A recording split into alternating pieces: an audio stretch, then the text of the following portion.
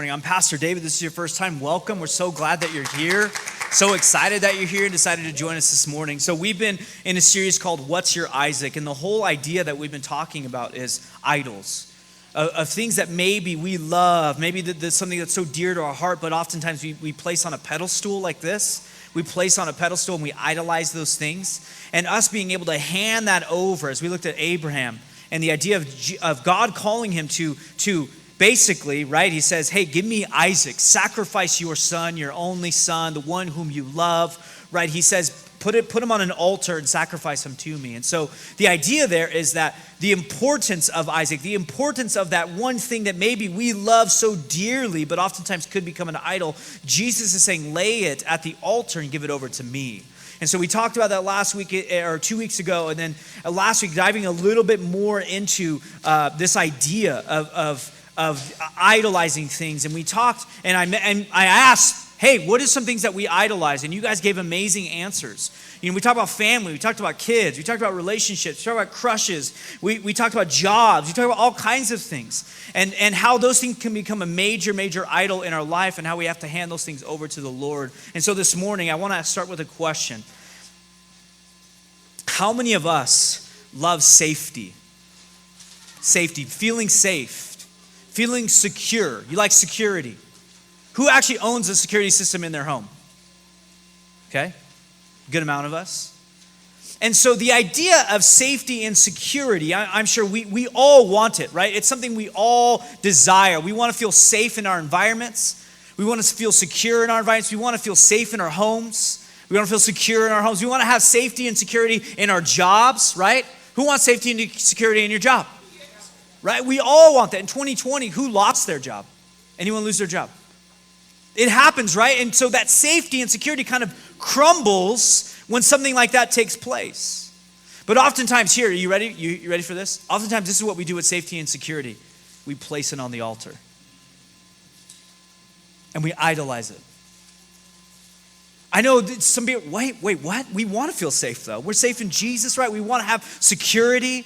We want to have safety. We want to know that these things are safe and that our life is secure and all those things. But oftentimes we seek that so much that we place it on the altar and we worship it instead of giving it over to Jesus.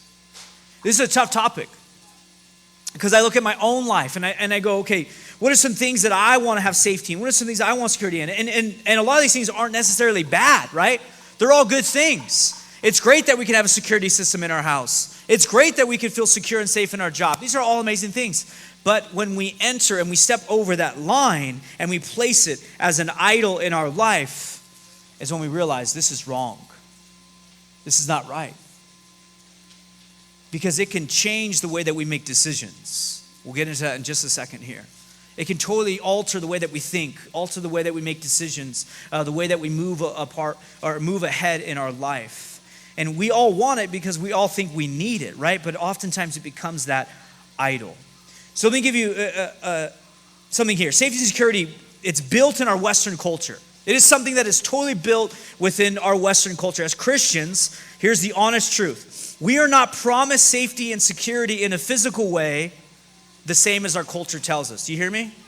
We're not, as believers in Jesus, we're not promised safety and security in a physical way, just like the culture around us tells us. When Jesus died for our sins, the solution to sin, right? He died for all those things. And in its consequences, the sin of the consequences in the world was not to try to create an area in which sin could not get in. I hope you hear me.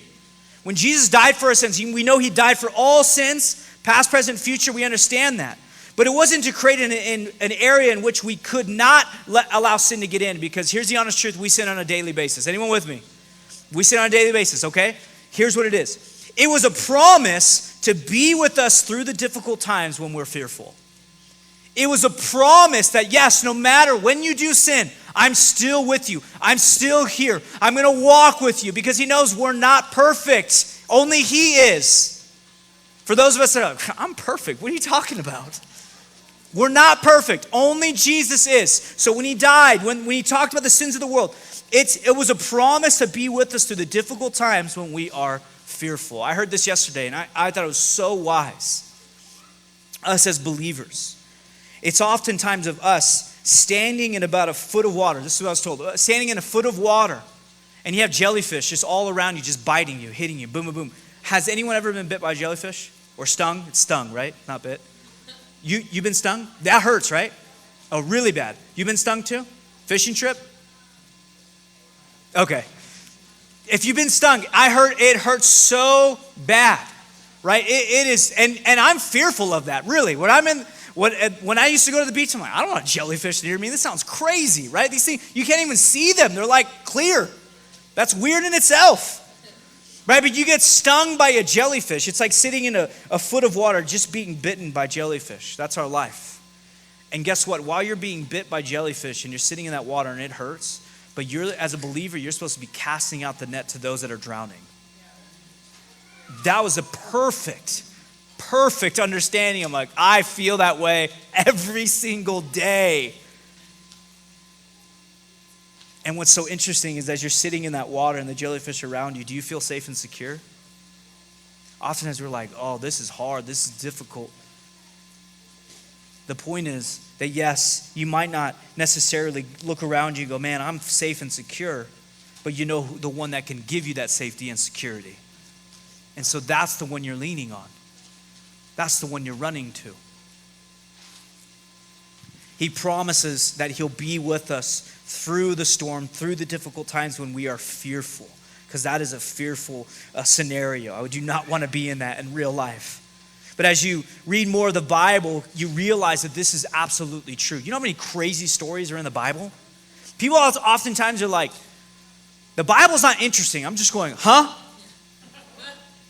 There is so much in God's word that is mind-blowing. Crazy stuff. But as you read more, you realize the people that pushed the gospel forward, the ones that loved Jesus. I'll mention a couple. Stephen was stoned. For what? For loving Jesus, spreading the gospel. He was stoned. You hear me? Not stoned. Like, we don't do that in our culture today. That's what they did back then. Paul, shipwrecked. We talk about Paul all the time. Paul went through some really tough times as a believer in Jesus. As a believer in Jesus, he went through so much in his life. John the Baptist, does anyone know what happened to him? Beheaded. Talk about graphic, right? But that's what happened to him. Why? Because he loved Jesus. He's pushing the gospel forward. He's telling everyone around him about Jesus. Being a Christian bears no promise that we will be safe and secure in the ways we would like it to. Just saying it, I want to take it back. Just saying it out loud, I want to take it back. But it's the honest truth. Yes? It's hard to hear, but it's the honest truth. And so our safety, our security, it often, like I mentioned before, dictates the way that we vote. It dictates the way our finances look. It changes where we live, how we live, who we allow into our lives as friends or the relationships that we have. Because you want to feel safe. You want to have security. One thing that is so interesting about our culture, Western culture, is our insurance policies. This is what tells us that how much we want safety and security. We have insurance for every single thing you can imagine. People can get insurance now on like body parts. It's bizarre, but it's the truth. We have insurance for everything. Right? And again, I'm not saying these are bad. These are great things. Life insurance, awesome to have. You never know when your time is up here. You never know. So life insurance, those things, those are critical. But it's often interesting as we look at our life and go, how many insurance policies we have for everything. Why? Because oftentimes, unfortunately, we idolize safety and security without even realizing it. Okay, who's going to be honest this morning? Who buys extended warranties? You don't have to you don't have to do this, man. It's okay. I'm not talking against it. I'm just saying do we get what I'm saying? Right? We want the extended warranty on something. Why? Because we're fearful at times that thing is going to break. It's okay. It totally is. Extended warranty on vehicles, right? Because you want to have that mindset of that peace of mind that if something happens to this thing I purchase, that I have a warranty on it and that it'll be fixed. Yes? We all get that. And it's funny too, because they sell extended warranties for everything. You buy like a $20 thing at Walmart, they're like, you want to buy the extended warranty? It's like, what? The extended warranty is $30. It's like, no, I want this thing for $20. If it breaks, I'll replace it, right? But that is our culture today. We live in that type of culture where we put so much on these insurances or these types of things. And again, I'm not saying it's wrong or bad. I'm just saying that's our mindset. We constantly are building up a safety net for the just in case. You hear me? The just in case. And so oftentimes, though, what it does is it allows so much fear into our life that we make decisions based on that fear. Again, all those things, not necessarily bad. I'm just mentioning the idea of it, that the enemy can get in and we're fearful at times, so we make bad decisions because of our fear. We rather lean into the fear and not step out in faith because we're unsure of the safety and the security that's ahead over that line. Yes? We don't want to take steps forward because it feels unsafe. It's the unknown. Years ago, we went through a series called The Unknown. And the idea was to take those steps of faith and you watch God move, but oftentimes we're back here because it feels more safe here. I'm in my bubble. Everything's good. Everything's fine. My bills are paid. I got a great job, right? My kids are great. And you don't want to take a step forward because you're stepping out of your comfort zone. Who likes to take a step out of comfort zone? Nobody. Look around. Nobody's raising their hand. Why? Because it's hard to do. Who's ever taken a step out of their comfort zone, knew it was hard, but you did it anyways? What happened? Blessings. And if it wasn't necessarily blessings, you grew in what? Faith. You grew in your faith in the Lord, and you realized that yes, you in your human nature, you might not have the safety and security you want, but that safety and security is found in Jesus. He will be with you in the storm. He'll be with you in difficulty, and he promises you that he'll be with you. And he says, I'm here, no matter what's happening. No matter when the jellyfish are stinging you, I'm right here next to you. Because that's how much he loves you and cares for you. But again, oftentimes we place those things on this pedestal and we worship it. As I mentioned before, I'm not saying that these things aren't wise decisions to do. But it's clear our culture values safety and security in a huge way. And when this becomes a core part of our life, it's very likely that we have built an idol around these types of things. And most of it, the whole reason why it's there, is it's driven by fear. We see that in our culture so much today, that most of the things we do is driven by fear. What if this happens? What if that happens? What if this takes place? Right? We live in this idea of what ifs and what we could do against it. But when you're constantly worried about what might be wrong, the idol of safety and security starts to creep into your life in a huge way. Rather than giving those things over to the Lord and say, Lord, I struggle with this, but I need to give it to you. I need to lay it on the altar the right way and say, no, Lord, this is yours. This brings up something that is so key and something that we all have to walk in. You ready? Faith. Faith. When you said yes to Jesus, what did you do? You stepped out in faith. Did you have fear? Yeah. Absolutely. What's going to happen? What's he going to do in my life? What's going to take place when I do this? What about if I say yes to coming on a Thursday night? What if I say yes to coming on a Tuesday night? Are they not going to like me? Is something going to happen? What's going to take place? All those things start to creep in your mind. What are they? Fear. Fear-based. And the enemy starts to speak. I'll tell you, I'll be super honest with you again this morning, as I try to be every single Sunday.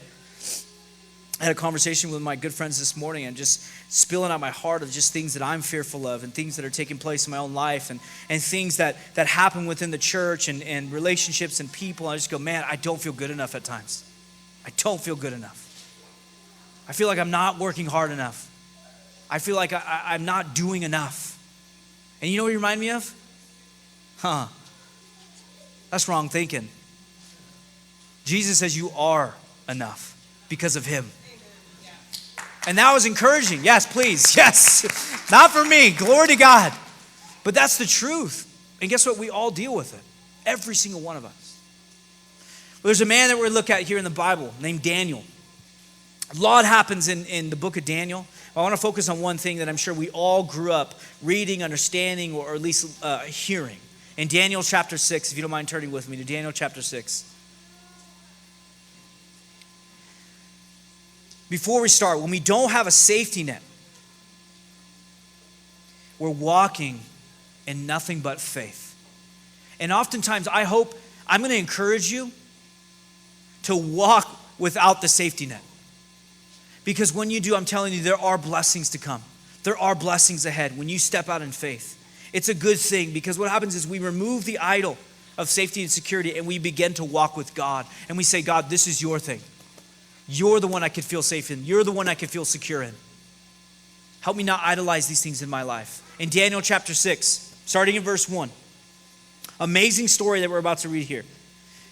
It says, it pleased Darius to set over the kingdom 120 satraps to be over the whole kingdom. And over these 3 governors, of whom Daniel was one of them. So we learn that Daniel is one of these 3 governors with the king at the time, that he might give account to them so that the king would suffer no loss. So he places them there for a reason. Then this Daniel distinguished himself above the governors and satraps because an excellent spirit was in him, and the king gave thought to setting him over the whole realm. What are we learning here? Daniel's special. Daniel is very special. And the king notices those things. And I want to reference this and help us understand. Most kings in the Bible did not know God. They worshiped other gods. They didn't know Yahweh, who would be the King of Kings, the Lord of Lords, Yahweh, God, big G. They worshiped little g's. You hear me? They worshiped little g's. That's what they all did. If you look at history, any type of this culture, right? That's what they worshiped. So he's saying, look, there's something interesting about Daniel. There's a spirit that was in him. And so the king gave thought to setting him over the whole realm. He's like, that guy's so special. What's happening in his life? I'm willing to give him the whole entire realm of my kingdom because of who he is. This is what's interesting about Daniel, right? So verse 4. So the governors and satraps sought to find some charge against Daniel concerning the kingdom, but they could find no charge or fault because he was faithful, nor was there any error or fault found in him. What's the word they used there? He was what? Faithful. Faithful. You hear what I'm saying here? Faithful. And what does it mean to be faithful? You step out in faith and you do what God calls you to do. Even when it's uncomfortable, even when you have fear, you step out in faith and you say, you know what, Lord, that fear, that doesn't belong to you. I'm going to step out in faith. So they say he's faithful. It means he's listening to the Lord. He's doing what he's called to do. And in verse 5, then these men said, we shall not find any charge against this Daniel unless we find it against him concerning the law of his God. They see what type of man he is. And so you could start to read here that they're going to start to do something because they want Daniel to not be in his position. They want him to fail. So these governors and satraps, they thronged before the king and they said thus to him, King Darius, live forever. All the governors of the kingdom, the administrators, the satraps, the counselors, and advisors have consulted together to establish a royal statute and to make a firm decree that whoever petitions any god or man for 30 days except for you, king, shall be cast into the den of lions. So what are they doing? They're setting him up. They know he's special. They know he calls upon Yahweh. They know who he worships. And they're saying, oh, this is where we can get him. Why? Because they know he's not going to fear and tremble when this decree happens. So as it continues on in verse 8, now, O king, establish the decree and sign the writing so that it cannot be changed according to the law of the Medes and Persians, which does not alter. Therefore, King Darius signed the written decree. So what did they do? They set Daniel up.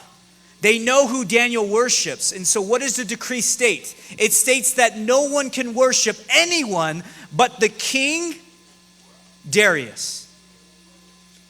And Darius himself signs the decree. And in this time frame, when a king signs a decree, it means something. And it's heavy. It's heavy. And so we continue on in verse 10. Now when Daniel knew that the writing was signed, he went home. And in his upper room, this is so interesting. He knows that it just got signed. He knows what's in the decree. And it says he goes home in his upper room with the windows open, wide open so everyone can see him. Towards Jerusalem, he knelt down on his knees 3 times that day and prayed and gave thanks before his God, as was his custom since early days. So they knew that Daniel did this. They knew what he did and how he worshiped Yahweh, God. They knew it. So what did they do? They set him up. How many of you feel like you've been set up sometime in your life? The enemy has just lobbed that ball towards you, and he's like, hit a home run, David. Not for the right reason, but he sets you up in those scenarios for you to fail. Sets you up. And when you do fail, because we often do, what does that do? It hurts our safety and security in Jesus, and instead, we start to take it back. I want to feel safe and secure myself, Lord. I got this. Anyone with me? I want this. I want control over it. I'm going to stay in my bubble. I'm not going to step out in faith because I want to instead live in fear.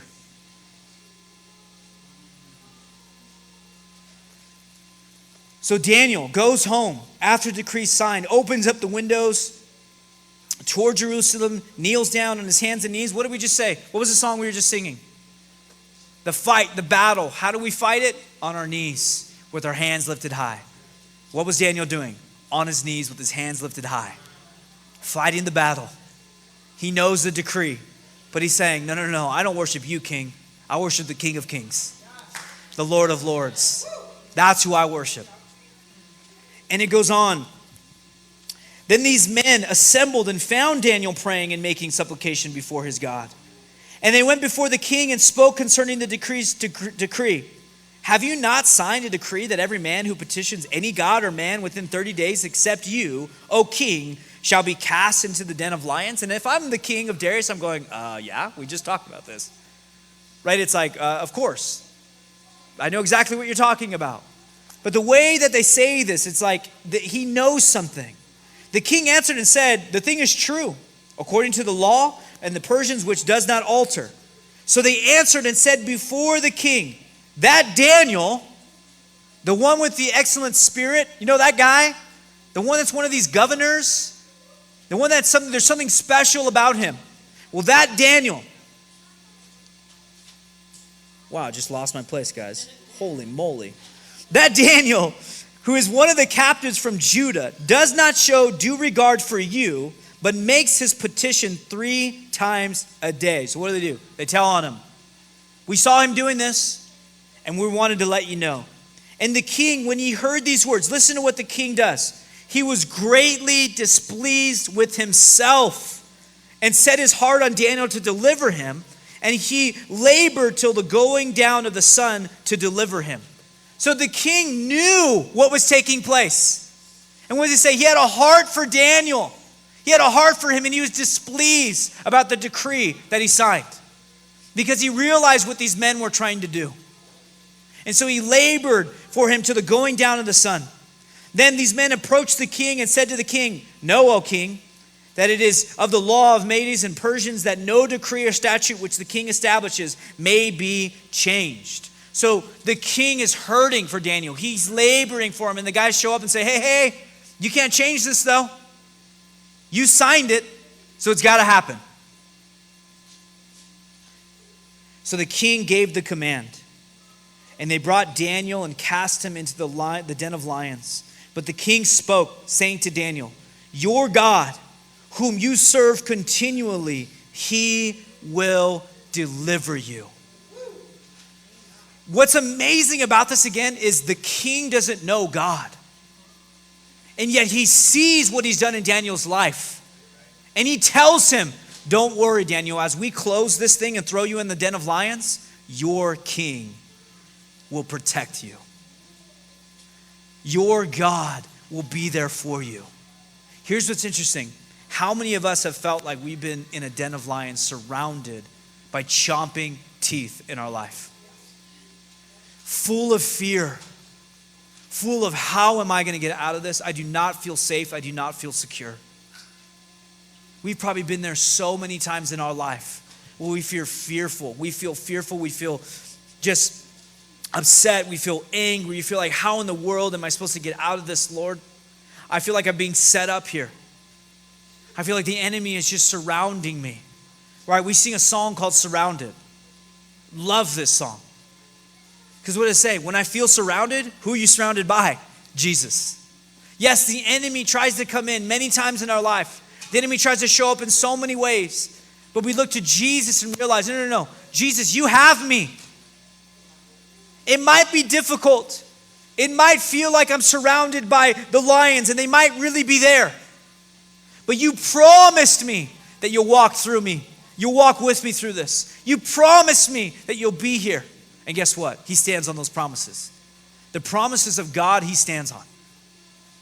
And so no matter what we're going through, no matter what's surrounding us, we know that we're safe and secure in Jesus. And we don't have to take control of that ourselves. We need to hand that over to the Lord. My hope is that we realize that that's the number one thing that we need to do on our daily lives, is hand those things over to the Lord and go, Lord, you know what? No matter how I'm feeling, no matter what's surrounding me, no matter what's taking place, that my safety and security is only found in you. The amazing thing is that the story continues as the king sealed it with his own signet ring and with the signets of his lords, that the purpose concerning Daniel might not be changed, meaning they're going to throw them in the lion's den. In verse 18, now the king went to his palace, spent the night fasting. No musicians were brought to him. Also, his sleep went from him. He's having a tough time. He's struggling here. Then the king arose very early in the morning and went in haste to the den of lions. It means he's running there. He's getting there as quick as he can. And when he came to the den, he cried out with a lamenting voice to Daniel. The king spoke, saying to Daniel, Daniel, servant of the living God, has your God, whom you serve continually, been able to deliver you from the lions? Then Daniel said to the king, O king, live forever. My God sent his angel and shut the lions' mouths so that they would not hurt me, because I was found innocent before him. And also, O king, I have done no wrong before you. Can we get an amen this morning for the Lord showing up in a huge way? I mean, we're talking a miracle here. As he's thrown into a den of lions who are hungry, who want to feast on Daniel. But it says that God sent an angel to shut those lions' mouths. And what's amazing about it is that is the same thing spoken to us. That when we feel surrounded by the lions, surrounded by the jellyfish, surrounded by whatever it is, that the Lord is with you and can shut those lions' mouths and protect you. And guess what? When you step out in faith and you give all that safety and security to Jesus, there will be times where you feel surrounded. It's going to happen. There will be times where you may feel fearful. There will be times where you're going, I'm not sure this is the right step to take. But like I mentioned before, Jesus is with you in every single step that you take. He will guide you. He will be with you. He will give you the safety and security that you need. He promises all of these things. But it first starts with that step of faith that we have to take and not living in fear. Who's fed up with living in fear? If we're honest with ourselves, it happens more often than we probably want to say. We're living in fear of the next step of a job. We're living in fear of our relationship. We're living in fear of maybe tough conversations that we need to have, but we don't want to. We're living in fear of what's next in our marriage. We're living in fear of what's next in our lives of our kids, whatever it is. We're living in fear because the enemy starts to cripple in and say certain things to us. David, you're not good enough. David, you can't do this. And you know the reality of the response is, you know what? You're actually right, but here's the thing. Jesus can. And he lives in me. And just like it says in Daniel, what does it say? There was an excellent spirit within him, and there was something special about him. What's amazing is when we said yes to Jesus, that same spirit who was in Jesus now lives in us. Isn't that amazing? So cool. So when we think about these crazy things that take place of a guy literally being in a lion's den and not being eaten, these things actually happening, it shows you the power of your God. It shows you the power of Jesus. It shows you that we could face anything, and no matter what, Jesus is in the battle with us, no matter what it is. What's even more crazy is the next part of this.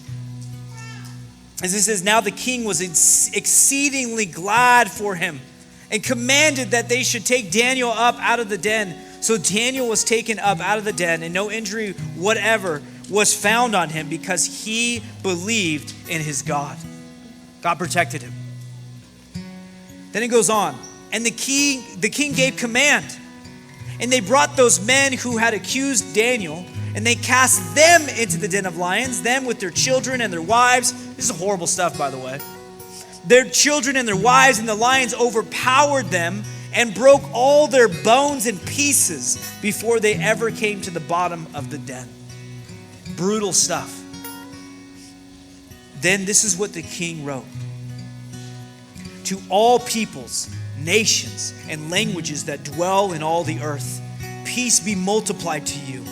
I make a decree that in every dominion of my kingdom, men must tremble and fear before the God of Daniel.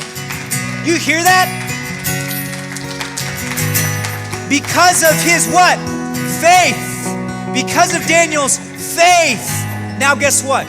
King Darius realizes who God is and what God did for Daniel. And he says, for he is the living God and steadfast forever. His kingdom is the one which shall not be destroyed, and his dominion shall endure to the end. He delivers and rescues, and he works signs and wonders in heaven and on earth. Who has delivered Daniel from the power of the lions? And so this Daniel prospered in the reign of Darius and in the reign of Cyrus the Persian. What an amazing thing we get to read. That because of Daniel's faith, guess what? He didn't live in fear when the decree was signed. He didn't go, oh, my safety and security is lost. No, he handed it over to Jesus. And when that decree was signed, what did he do? Go home. He went home, opened the windows, and said, I'm going to do the same thing I always do. Worship my God. Worship Jesus. I don't care what was signed. I'm not living in fear. I'm going to live in faith. And so he stepped out. He opened the windows, and he knew who was going to see him. So they show up, throw him in the lion's den, and we know what happens. The angel shut the lion's mouths, and Daniel was perfectly fine. But because of Daniel living in that faith, not living in fear, stepping out and saying, it's all good. God will protect me. No matter how fearful I may, we don't even hear what Daniel felt like in the lion's den. But I can imagine that maybe at some point fear might have started to creep in as he's looking at all these lions surrounding him. But instead, he gave that safety and security over to Jesus and said, Jesus, you have it, because I know you're going to protect me. I know the promises that you've given me. And because of that, King Darius now decrees over the whole land and says, you know what, we're not going to worship me anymore. We're not going to worship any other God but the God, Yahweh. We're going to worship the one that Daniel is talking to us about. And over all the land, this is the decree I'm making. That we put our faith in Jesus. For me, I read this and go, Lord, let us be like Daniel. Lord, let us have this much faith that we're willing to step out, not living in fear. We're willing to hand over that safety and security over to you and go, Lord, it's on you. We know that you can take care of us. We're willing to. Because we see the outcome. We see what could take place. We see that God will provide. But it does start with us taking that first step and going, you know what, Lord? It's all yours. If you don't mind bowing your heads and closing your eyes this morning, I just want to ask, maybe that's you this morning. You don't know Jesus. You've never given your life over to him. You know that you want to take that step of faith, But maybe you're just living in fear because it is unknown. You don't know what's next. You don't know who Jesus truly is. The first step is taking that step of faith. And I'm telling you, you will know the King of Kings that we're talking about. You will know the God of Daniel. You will know the one that can shut lions' mouths. You will know the one that can protect you and will protect you. If that's you this morning, or you want a real relationship with Jesus, you want to move forward,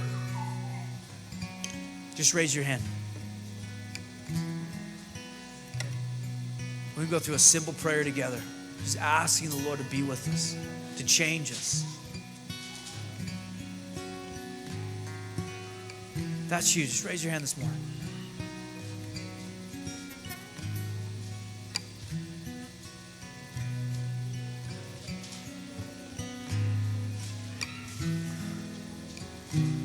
Maybe this morning you show up and this is hitting home because you're just living in fear, constantly living in fear. And the enemy has such a grasp of your heart, your life, your mind. But you're ready to step out in faith. You're ready to hand over that fear to Jesus and go, you know, Lord, this is not the way I want to live.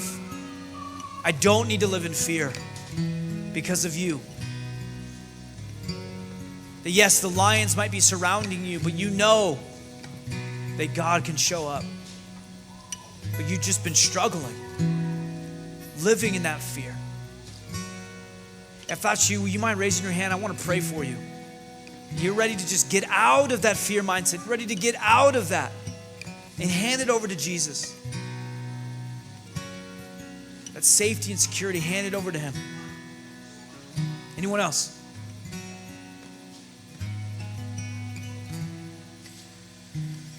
Father, this morning, Lord, I ask, Lord, just as I mentioned this morning, that I had the same mindset, even this morning, that I'm not good enough. I can't do this. It's hard. But Father, as these are raising, these hearts that are raising their hands, Lord, with the same maybe mindset of, I live in fear, Lord. Father, I ask that you give them the power they need, Lord. You give them the spirit of understanding, Lord. That you love them, care for them. You walking with them. And when they're surrounded, Lord, you're there right next to them, Lord, with them. That there's no reason to fear because of you. There's no reason to fear and allow the enemy in, Lord, because the promises that you've given to us. And you keep those promises, Lord, to never leave us, never forsake us, to always be there. The promise that when we hand it all over to you, Lord, that you will take care of us. That, Lord, we don't need to take on that safety and security in our own way, Lord, but truly hand it over to you. So, Father, be with those that are saying, I'm done living in fear. I want to step out in faith. I want to give it all over to you, Lord. Give them the strength that they need, the courage that they need, Lord. Because we know the minute that they say it, Lord, the enemy wants to attack in huge ways. But guess what? We know, Lord, that you win the battle, that you win the war, that the enemy can't touch you, Father. And you love your children so much that you will walk with us through every single thing that we go through, Lord. Be with them, Lord, protect them. In Jesus' name, amen. I want to finish off with this song that we sang at the very end of worship, but just looking at these words again, the title of the song being Battle Belongs. And we understand the battle belongs to Jesus. So as you walk away, I hope you feel encouraged that no matter the battle that you're facing, no matter what's surrounding you, that you know that battle belongs to God. And guess what? He's going to get us through. The first word that you're going to see here on the screen, if Micah can pull it up for me, the first words is, when all I see is the battle, what does he see? My victory. When all I see is the mountain, you see the mountain move. What does it talk about? Promises that God has given us. Promises that he's declared or decreed over our lives. That whatever battle you face, I see the victory because he is the victory. That when there's a mountain in the way, I know the mountain can move because I can do that. Amen. Jesus says that over your life. And so as we sing this song, I hope that you would stand with us that you will sing it loud, and that we would just give all the glory and praise this morning to our King, Jesus. Let's worship.